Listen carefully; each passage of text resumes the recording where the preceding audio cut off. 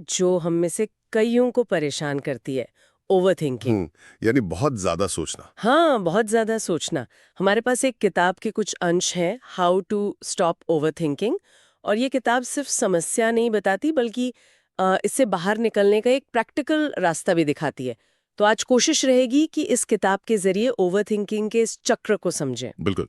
और ये किताब ना ओवरथिंकिंग को मानसिक शोर कहती है। मानसिक शोर। हाँ, एक ऐसा शोर जो रात में जगाए रखता है और दिन का सुकून वो छीन लेता है। किताब के मुताबिक यही आदत अक्सर चिंता और अवसाद की जड़ बन जाती है। और इसका जो मुख्य संदेश है वो बहुत साफ है। भविष्य की चिंता और अतीत के पछतावे को छोड़कर वर्तमान में जीना कैसे सीखा जाए। इसकी शुरुआती एक बहुत ही जाने पहचाने एहसास से होती है ना। रात में बिस्तर पर लेटे हुए दिन भर की बातें बार बार सोचना और नींद का कहीं पता ही नहीं। बिल्कुल। गहराई से समझते हैं, कोई ये कैसे जाने कि वो एक सामान्य विचारक है या फिर एक ओवरथिंकर? किताब में इसके क्या लक्षण बताए गए हैं? किताब में ना इसके 9 बहुत साफ संकेत दिए हैं। 9। हाँ, 9। लेकिन उनको एक-एक करके गिनने के बजाय हम उन्हें 3 मुख्य श्रेणियों में बांटकर देख सकते हैं। इससे हमें यह समझने में मदद मिलेगी कि ओवरथिंकिंग हमारी जिंदगी पर असर कैसे डालती है। अच्छा, ये तरीका बेहतर है। हाँ, तो पहली श्रेणी है मानसिक लक्षण, दूसरी है शारीरिक लक्षण और तीसरी है हमारे जीवन और रिश्तों पर इसका असर। ये वर्गीकरण दिलचस्प है। ये एक लिस्ट की तरह नहीं बल्कि एक पूरी तस्वीर की तरह लगता है। तो चलिए पहली श्रेणी से शुरू करते हैं, मानसिक लक्षण। इसमें क्या क्या शामिल है? मानसिक लक्षणों में सबसे पहला है हर चीज का जरूरत से ज्यादा विश्लेषण करना, मतलब ओवर एनालाइजिंग। ये अज्ञात के डर से पैदा होता है। क्योंकि हम भविष्य को कंट्रोल नहीं कर सकते, तो हम हर छोटी बड़ी चीज का विश्लेषण करके वो एक कंट्रोल का भ्रम बनाने की कोशिश करते हैं। और इसी से जुड़ा होगा परफेक्शनिज्म, यानी असफलता का डर। बिल्कुल, यही दूसरा लक्षण है, असफलता का डर, जिसे परफेक्शनिज्म भी कहते हैं। गलती करने का डर इतना हावी हो जाता है कि इंसान नए मौकों को अपनाने या बड़े फैसले लेने से ही बचने लगता है। और मुझे लगता है कि जब कोई हर चीज का विश्लेषण करता है और असफल होने से डरता है, तो वो अपने ही फैसलों पर शक करने लगता है। हाँ, बिल्कुल। यही तीसरा मानसिक लक्षण है, खुद पर शक करना। एक ओवरथिंकर अपने ही लिए गए फैसलों को मन में बार बार दोहराता है। क्या मैंने सही कहा? क्या मुझे वो नौकरी लेनी चाहिए थी? ये एक मानसिक लूप है जो बहुत थका देता है। ये तो एक दूसरे को बढ़ाने वाली कड़ियां लग रही हैं। बिल्कुल, ये एक मानसिक डोमिनो इफेक्ट जैसा है। ज्यादा विश्लेषण से असफलता का डर और उसी डर से खुद पर शक। यह तो हुई दिमाग की बात, लेकिन ये मानसिक तनाव शरीर पर कैसे असर डालता है? दूसरी श्रेणी यानी शारीरिक लक्षणों में क्या आता है? देखिए, जब दिमाग 24 घंटे दौड़ता रहता है, तो शरीर उसकी कीमत चुकाता है। सबसे आम लक्षण है अनिद्रा। नींद ना आना। हाँ, आप थके हुए हैं लेकिन सो नहीं पाते क्योंकि दिमाग बंद ही नहीं होता। फिर आता है सिर दर्द। लगातार सोचने से दिमाग को आराम नहीं मिलता, जो तनाव और सिरदर्द का कारण बनता और है। शरीर में दर्द। हाँ, मांसपेशियों में दर्द और अकड़न भी एक बड़ा संकेत है। मानसिक तनाव अक्सर शारीरिक तनाव के रूप में जमा होता है। हमारा शरीर उन सभी चिंताओं को थामे रखता है। और इन सब का नतीजा थकान ही होगा। जाहिर है। आठवां संकेत है थकान। और ये सिर्फ वैसी थकावट नहीं है जो दिन भर काम करने से होती है। अच्छा। ये एक गहरी मानसिक थकावट है। किताब इसकी तुलना एक ऐसे इलेक्ट्रॉनिक उपकरण से करती है जिसे 24 घंटे चालू छोड़ दिया गया हो। उसकी बैटरी तो खत्म होगी। हमारा दिमाग भी ठीक वैसे ही थक जाता है। बिल्कुल। मानसिक और शारीरिक लक्षणों को समझना ही अपने आप में एक आंखें खोलने वाला अनुभव है। इससे हम तीसरी श्रेणी पर आते हैं, जो शायद सबसे अहम है। तीसरी श्रेणी है वर्तमान में न रह पाना। जब दिमाग हमेशा अतीत या भविष्य की चिंता में व्यस्त रहता है, तो आप अपने आसपास के लोगों और पलों पर ध्यान नहीं दे पाते। आप वहां होते हुए भी वहां नहीं होते। बिल्कुल। आप किसी दोस्त से बात कर रहे हैं लेकिन आपका दिमाग ऑफिस की किसी बात में उलझा है। आप अपने बच्चे के साथ खेल रहे हैं पर मन में कल की मीटिंग चल रही है। और अंत में आप जिंदगी को जी नहीं रहे होते, बस उसके बारे में सोच रहे होते हैं। और यही ओवरथिंकिंग की सबसे बड़ी त्रासदी है। हाँ। इन लक्षणों को इस तरह से समझना ये सवाल खड़ा करता है कि आखिर ये सोच का चक्कर चलता कैसे है। किताब में इसके दो मुख्य पैटर्न बताए गए हैं, है ना? हाँ, किताब 2 तरह के विनाशकारी पैटर्न पर जोर देती है। पहला है अतीत के बारे में सोचना। रूमिनेटिंग, जैसा किताब में कहा गया है। हाँ, इसमें व्यक्ति उन चीजों के बारे में लगातार सोचता रहता है जिन्हें वो बदल नहीं सकता, जो हो चुका है। जैसे किसी मीटिंग के बाद घंटों ये सोचना कि मुझे ऐसा नहीं वैसा कहना चाहिए था। या किसी पुरानी गलती को बार बार दोहराना। हाँ, और खुद को कोसना, ये एक ऐसा चक्र है जिससे कोई समाधान नहीं निकलता, सिर्फ पछतावा और दुख बढ़ता है। अतीत में उलझे रहना तो समझ आता है, लेकिन भविष्य के बारे में सोचना तो जरूरी भी है। हम सब योजनाएं बनाते हैं, तो एक ओवर थिंकर की सोच और एक सामान्य योजना बनाने वाले की सोच में फर्क कहाँ से शुरू होता है? बहुत अच्छा सवाल है। यही दूसरा पैटर्न सामने आता है, भविष्य की नकारात्मक भविष्यवाणी करना। Excessive worrying. बिल्कुल। योजना बनाना समाधान केंद्रित होता है, मैं इस लक्ष्य तक कैसे पहुंच सकता हूं, जबकि चिंता करना समस्या केंद्रित होता है, क्या होगा अगर सब कुछ गलत हो गया। एक ओवरथिंकर हमेशा सबसे बुरे परिणाम की कल्पना करता है। किताब में इसका कोई उदाहरण है? हाँ, एक बहुत सटीक उदाहरण है। एक माँ अपने बच्चे को स्कूल से लेने गई है और उसे बाहर आने में 5 मिनट की देरी हो जाती है। एक सामान्य विचार होगा, शायद उसे क्लास में देर हो गई। लेकिन एक ओवरथिंकर का दिमाग तुरंत सबसे बुरी कल्पना करने लगता है, कहीं उसका अपहरण तो नहीं हो गया, कहीं कोई हादसा तो नहीं हो गया। किताब इसे दिमाग का जाल यानी माइंड ट्रैप कहती है, जहां हम बिना किसी सबूत के अपने मन में ही सबसे भयावह कहानियां बना लेते हैं। तो एक तरफ अतीत का पछतावा है और दूसरी तरफ भविष्य का डर। ये तो सच में एक जाल जैसा ही लगता है। यहाँ से ये चर्चा और भी दिलचस्प हो जाती है। समस्या की पहचान के बाद किताब इससे निकलने के लिए कुछ बहुत शक्तिशाली तरीके बताती है। चलिए उन पर बात करते हैं। बिल्कुल, और ये रणनीतियां सिर्फ थ्योरी नहीं बल्कि बहुत प्रैक्टिकल हैं। पहली रणनीति सुनने में थोड़ी अजीब लग सकती है, पर यह बहुत प्रभावी है। क्या है वो? इसे कहते हैं चिंता का समय निर्धारित करना। चिंता का समय? हाँ, मतलब आप दिन में एक निश्चित समय, जैसे शाम को 20-30 मिनट सिर्फ चिंता करने के लिए रखें। जब दिन में कोई चिंताजनक विचार आए तो उसे टालने के बजाय खुद से कहें, ये एक जरूरी चिंता है, मैं इसके बारे में अपने चिंता के समय में पूरी तरह से सोचूंगा। ये तो नियंत्रण वापस लेने जैसा हुआ, यानी चिंता को ये इजाजत न देना कि वो पूरे दिन पर हावी हो, बल्कि उसे एक समय सीमा में बांध देना। ठीक यही इसका उद्देश्य है। दूसरी रणनीति है विचार या चिंता को स्वीकार करना। मतलब उससे लड़ना नहीं है? बिल्कुल नहीं। अक्सर जब कोई चिंताजनक विचार आता है तो हमारी पहली प्रतिक्रिया उसे दूर धकेलने की होती है, लेकिन किताब कहती है कि ऐसा करने से वो विचार और ऊंची आवाज में वापस आता है। तो फिर क्या करना चाहिए? इसके बजाय बस ये स्वीकार करें कि वो विचार वहां है, उसे जज ना करें, बस एक ऑब्जर्वर की तरह उसे देखें।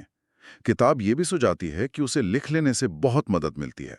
अच्छा, लिखने से कैसे? क्योंकि इससे वो विचार आपके दिमाग से निकलकर कागज पर आ जाता है और उसका बोझ कम हो जाता है। ये दिलचस्प है।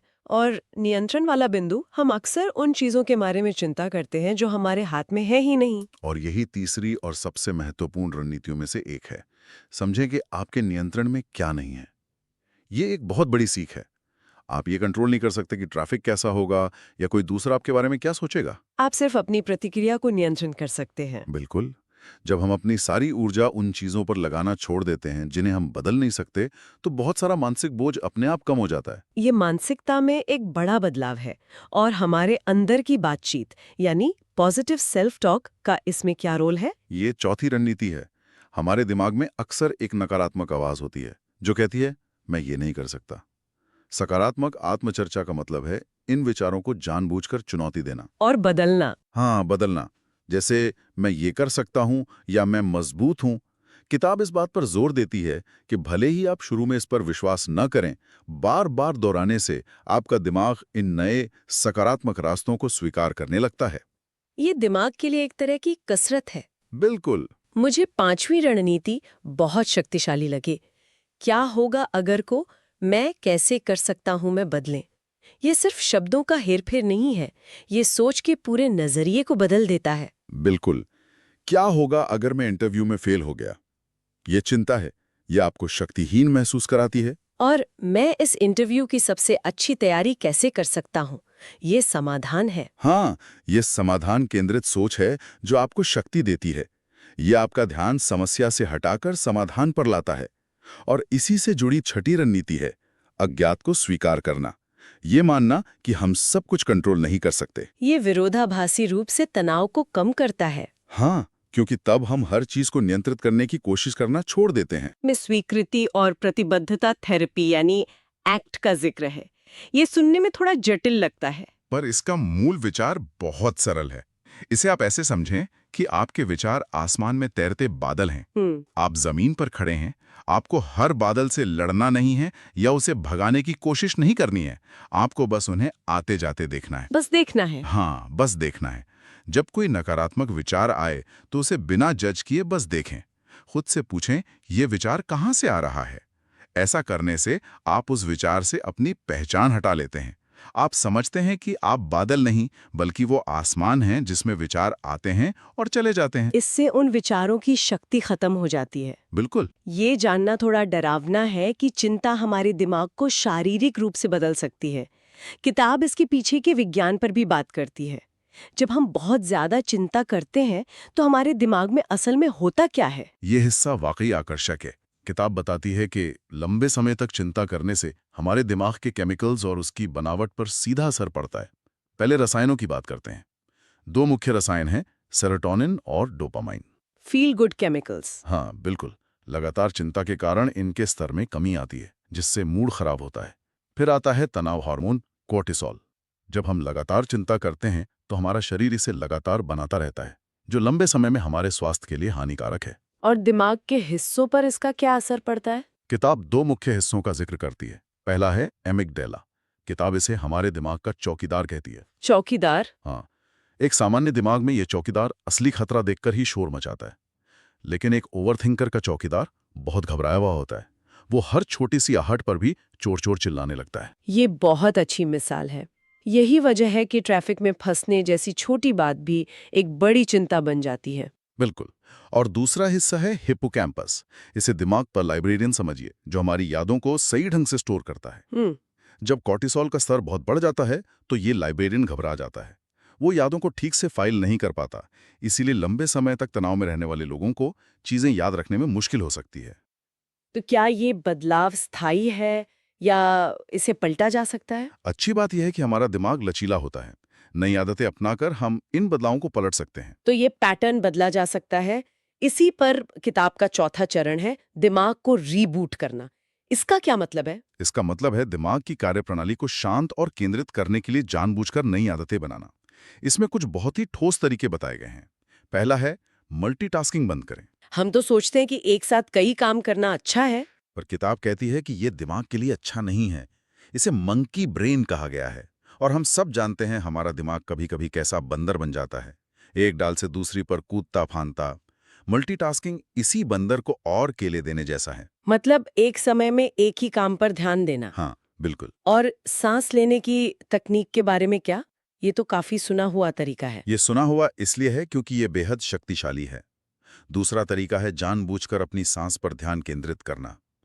जब भी आप चिंता महसूस करें, बस कुछ पल के लिए अपनी आंखें बंद करें और अपनी आती जाती सांस पर ध्यान दें। ये आपके नर्वस सिस्टम को संकेत भेजता है कि सब ठीक है, कोई खतरा नहीं है। ये दिमाग को वर्तमान में वापस लाने का सबसे तेज तरीका है। बिल्कुल। किताब में माइंडफुलनेस के 4 चरणों का भी जिक्र है, जिन्हें 4 आर कहा गया है। हाँ, ये माइंडफुलनेस का एक बहुत संरचित तरीका है। पहला आर है रीलेबल। अपने विचार को पहचानें और उसे एक नाम दें, जैसे ये चिंता का विचार है। ठीक है। दूसरा है रीएट्रीब्यूट। ये समझें कि ये विचार आपके दिमाग की पुरानी आदत की वजह से आ रहा है, ये कोई परम सत्य नहीं है। तीसरा है रीफोकस। अपना ध्यान जानबूझकर किसी और सकारात्मक चीज पर लगाएं। और चौथा है रीवैल्यू। समय के साथ आप इन विचारों को कम महत्व देना सीख जाते हैं और समझते हैं कि वे केवल झूठे अलार्म हैं जिन पर प्रतिक्रिया देना जरूरी नहीं है। इसी से जुड़ी एक और समस्या है एनालिसिस पैरालिसिस। जब कोई व्यक्ति इतना ज्यादा विश्लेषण करता है कि कोई फैसला ही नहीं ले पाता। किताब इससे निपटने के लिए क्या कहती है? हाँ, ये ओवरथिंकिंग का एक बहुत आम नतीजा है। इससे निपटने के लिए किताब कुछ उपाय सुझाती है। पहला, अपने निर्णयों को प्राथमिकता दें। हर फैसला बराबर महत्व का नहीं होता। सुबह क्या नाश्ता करना है, ये नौकरी बदलने जितना बड़ा फैसला नहीं है। बिल्कुल। तय करें कि कौन सा फैसला सच में महत्वपूर्ण है। दूसरा, अंतिम लक्ष्य खोजें। ये सोचने के बजाय कि सबसे सही निर्णय क्या है, ये सोचें कि मेरा असली उद्देश्य क्या है। और बड़े फैसलों को छोटे हिस्सों में तोड़ना, ये भी एक तरीका हो सकता है। हाँ, ये तीसरा उपाय है। एक बड़ा फैसला जैसे घर खरीदना बहुत भारी लग सकता है, लेकिन अगर आप उसे छोटे छोटे हिस्सों में तोड़ दें, जैसे पहले बजट बनाना, फिर रिसर्च करना, तो ये ज्यादा आसान हो जाता है। तो इन सब बातों का निचोड़ क्या है? हमने ओवरथिंकिंग के लक्षणों को समझा, ये जाना कि ये हमारे दिमाग पर कैसे असर डालता है, और इस किताब में दिए गए कई व्यावहारिक तरीकों पर बात की। यहाँ जो बात सबसे आकर्षक है वो है जागरूकता और कार्रवाई पर लगातार जोर देना। किताब ये स्पष्ट करती है कि हम सिर्फ इच्छा करके इन विचार पैटर्न से छुटकारा नहीं पा सकते। इसके लिए अभ्यास की जरूरत है। बिल्कुल, नए मानसिक रास्ते बनाने के लिए सचेत और लगातार अभ्यास की आवश्यकता होती है, ठीक वैसे ही जैसे जिम में मांसपेशियां बनाने के लिए होती है। यह बाहरी दुनिया को बदलने के बारे में नहीं, बल्कि हमारे मन के अंदर की दुनिया पर नियंत्रण वापस पाने के बारे में है। किताब में बार बार विचारों को चुनौती देने और उन्हें सच से बदलने की बात कही गई है। ये बातचीत एक विचार छोड़ जाती है। अगर हमारे विचार हमारे कार्यों को परिभाषित नहीं करते, और अगर हम में उन्हें चुनौती देने और बदलने की शक्ति है, तो जिसे हम अपना व्यक्तित्व समझते हैं, उसका कितना हिस्सा महज कुछ बिना जांची परखी मानसिक आदतों का संग्रह है, जिन्हें हम वास्तव में फिर से डिजाइन करने का विकल्प चुन सकते हैं।